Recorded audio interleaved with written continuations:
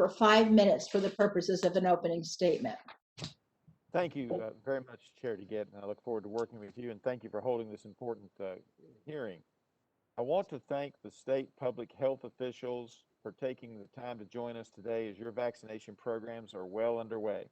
The federal government and states are in the middle of a monumental task to vaccinate everyone that wishes to be vaccinated.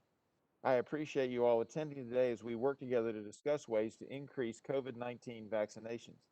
It was just 1 year ago when this country identified the first case of a new virus that would rapidly spread throughout the nation.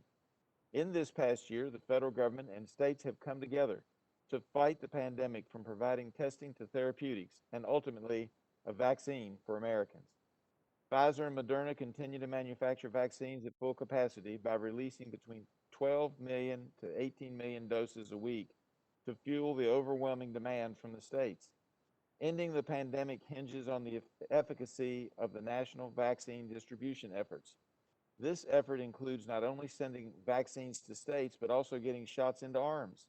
To date, the federal government has shipped more than 49 million doses of COVID-19 vaccine to the states.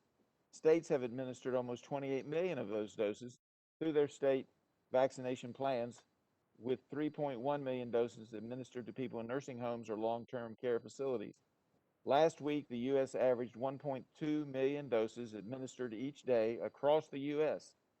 62% of the vaccine supply has been administered, and that continues to trend upwards each week. This progress is the product of federal and state collaboration, especially extensive planning and investment from the initiative Operation Warp Speed. Operation Warp Speed was launched in May 2020 to accelerate the development, manufacturing, and distribution of COVID-19 vaccines while maintaining safety and efficacy standards. This was a massive undertaking that combined science, government, the military, and the private sector to provide viable vaccines several years earlier than typical timelines.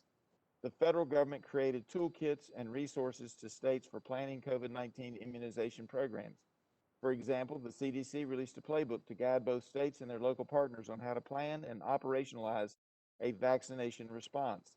Additionally, in the summer of 2020, the CDC and Operation Warp Speed conducted site visits to develop model approaches for vaccinations through 5 pilot programs in California, Florida, Minnesota, North Dakota, and Philadelphia. The federal government also instructed states on how to use vaccines to control the coronavirus. Due to the limited supply of vaccine available, the CDC's Advisory Committee on Immunization Practices recommended priority groups for vaccination.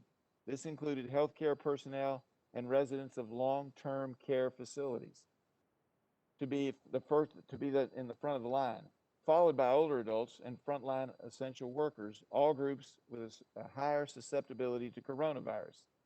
States incorporated these recommendations to execute a deliberate and measured approach for vaccination. The federal government worked diligently to distribute millions of doses across the United States. Now states are working diligently to administer these doses into arms. States have varied in their performance when it comes to administering the vaccine doses that have been allocated and distributed to their state. For example, Virginia, my home state, administers 8.49 doses per 100, with 1.2% of the population fully vaccinated. In contrast, in West Virginia, they administer 13.53 doses per 100, with 3.3% of the population fully vaccinated. States are under criticism for how their vaccination campaigns are responding to the demand for shots. States have noted the lack of resources and infrastructure for vaccination, such as the lack of trained personnel to administer vaccine eligibility groups. Additionally, miscommunication to states and providers on the number of doses available has created a chain of logistical issues. States appear to be addressing challenges as they learn lessons along the way, but there is work to be done to vastly improve the rate of doses administered. Additionally, $8.75 billion from the Consolidated Appropriations Act enacted at the end of last year, with $4.5 billion specifically allocated to the states, is on the way to the states and should be of some help. As we continue to work on coronavirus stimulus packages, it is essential to hear state perspectives. As Justice Brandeis said, the states are the laboratories of democracy. By finding novel approaches to complex problems, a successful effort by a state can be a model for other states looking for solutions to similar problems. I look forward to the testimony from these witnesses today and welcome them to the hearing. And Madam Chair, or excuse me, Madam or Chair, I yield back. Trying to get it right. And you did. Chair, now we'll